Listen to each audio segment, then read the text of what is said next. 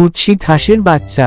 অনেক দিন আগে একটি বড় এবং কুৎসিত হাঁসের বাচ্চা পুরোপুরি সাধারণ হাঁসের পরিবারে জন্মগ্রহণ করেছিল।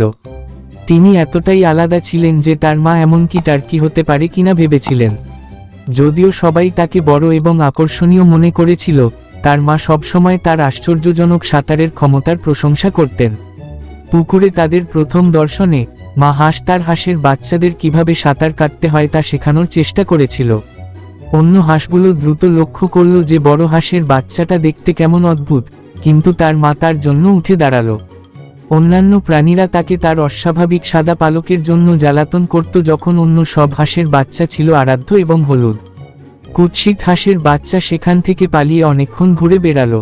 অবশেষে তিনি একদল রাজহাঁসের মুখোমুখি হলেন, যারা তাকে প্রকাশ করলেন যে তিনি মোটেও হাঁস নন, কিন্তু তাদের মতোই একটি অত্যাশ্চর্য রাজহাঁস। গল্পের নৈতিকতা: কখনোই অন্যদের চেহারা দেখে বিচার করবেন না।